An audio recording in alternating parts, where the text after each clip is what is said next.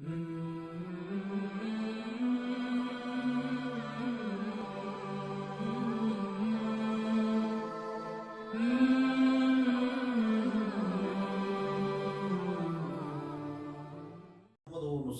अला रसूलिहिल करीम अम्मा बाद फ़अऊज़ु बिल्लाहि मिनश शैतानिर रजीम बिस्मिल्लाहिर रहमानिर रहीम।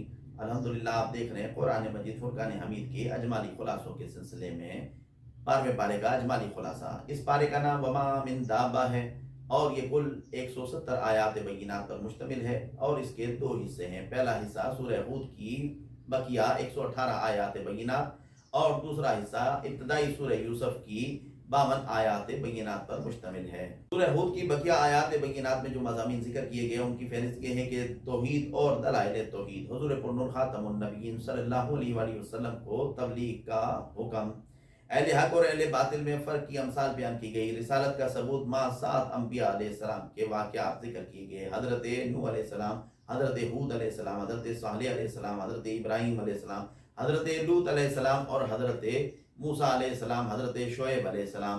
नेक और बदबख्त लोगों का अंजाम बताया गया। हुज़ूर पुरनूर खातमुन नबिय्यीन सल्लल्लाहु अलैहि वसल्लम के ज़रिए मुसलमानों को हुक्म दिया गया।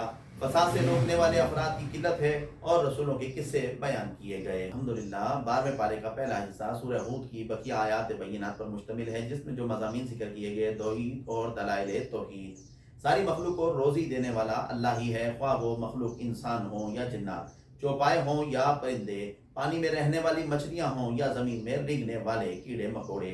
नीज आसमान और जमीन को अल्लाह ही ने खल्क फरमाया और उसने 6 दिन में जमीन और आसमान को पैदा किया और उसका अर्श पानी पर। हुज़ूर पुरनूर खातमुन नबिय्यीन सल्लल्लाहु अलैहि वसल्लम को तबलीग का हुक्म। हुज़ूर पुरनूर खातमुन नबिय्यीन सल्लल्लाहु अलैहि वसल्लम को हुक्म दिया गया कि आप काफिरों की दिल दुखाने वाली बातों से तंग दिल न हों और आप दीन की तबलीग को न छोड़ें बल्कि इसे जारी रखें। अहले हक और अहले बातिल में फ़र्क की मिसाल देते हुए बताया कि अहले बातिल को अंधा, बहरा और गूंगा करके उठाया जाएगा, जबकि अहले हक को देखने और सुनने वाला करार दिया। क्या ये दोनों बराबर हो सकते हैं? नहीं। रिसालत का सबूत मां 7 अंबिया अलैहिस्सलाम के वाक़यात का तज़किरा करते हुए बताया। हज़रत नूह अलैहिस्सलाम, हज़रत नूह अलैहिस्सलाम की कौम ईमान नहीं लाई सिवाय चंद लोगों के। उन्होंने अल्लाह के हुक्म से कश्ती तामीर की, इसके और उसमें सवार करके लोगों को, ईमान वालों को अल्लाह ताला ने महफूज रखा और काफिर पानी में गर्क हो गए। हज़रत हूद अलैहिस्सलाम, हज़रत हूद अलैहिस्सलाम की कौम में जो लोग ईमान लाए वो कामयाब हुए और बाकी सब तेज हवा की सूरत में आज़ाब का मज़ा चखे गए। हज़रत सालेह अलैहिस्सलाम, हज़रत सालेह अलैहिस्सलाम की कौम को आजमाइश में डाला गया।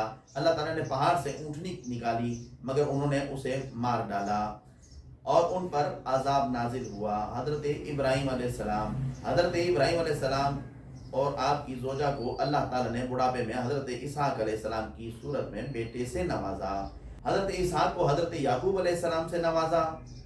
हज़रत लूत अलैहिस्सलाम, हज़रत लूत अलैहिस्सलाम की कौम बदकार थी, औरतों को छोड़कर मर्दों के पीछे माइल होते थे। हज़रत लूत अलैहिस्सलाम ने उन्हें समझाया कि कौम की बेटियां मौजूद हैं, उनसे शादियां कर लो, मगर वो ना माने। कुछ फरिश्ते खूबसूरत नौजवान लड़कों की सूरत में जाहिर हुए तो वो उनके पीछे हो लिए। वो लोग उनकी तरफ माइल हुए, फिर उन पर अल्लाह का आज़ाब आ गया। उनकी बस्ती को ज़मीन में उठा कर मार दिया गया और यूं उन पर पत्थरों की बारिश बरसाई गई। हज़रत शुएब अलैहिस्सलाम, आपकी कौम के लोग नाप तोल में कमी करते थे और जिन लोगों ने अपने नबी की बात को मान लिया वो अजाब इलाही से बच गए और बाकी नाफरमानों को जोरदार चीख का अजाब चखना पड़ा। हज़रत मूसा अलैहिस्सलाम व हारून अलैहिस्सलाम, हज़रत मूसा अलैहिस्सलाम अल्लाह ताला की आयत और वाज़ियात दलीलें लेकर आए मगर फिरौन ने बात नहीं मानी, इसलिए फिरौन आगे आगे होगा और फिरौनी यानी उसकी कौम उसके पीछे पीछे दोज़ख में दाखिल कर दी जाएगी। इंसानों की 2 किस्में होंगी, एक नेकबख्त और दूसरे बदबख्त। इनके अंजाम का तज़किरा किया गया। हुज़ूर पुरनूर खातमुन नबिय्यीन सल्लल्लाहु अलैहि वसल्लम के ज़रिए से मुसलमानों को हुक्म। हुज़ूर पुरनूर खातमुन नबिय्यीन सल्लल्लाहु अलैहि वसल्लम को मुखातिब करके मुसलमानों को चंद अहकामात बताए गए। फसाद से रोकने वाले अफराद की किल्लत। हर उम्मत हर दौर में कुफ्र और शिर्क के ज़रिए से फसाद फैलाने वाले ज़्यादा होते हैं और फसाद से रोकने वाले लोग कम होते हैं। इन फसादियों पर अल्लाह का अजाब नाजिल करके जुल्म अल्लाह ने नहीं किया, बल्कि उन्होंने हिदायत को तस्लीम न किया और कुफ्र और शिर्क से जान नहीं छुड़ाई, اس لیے ان پر عذاب آتا ہے۔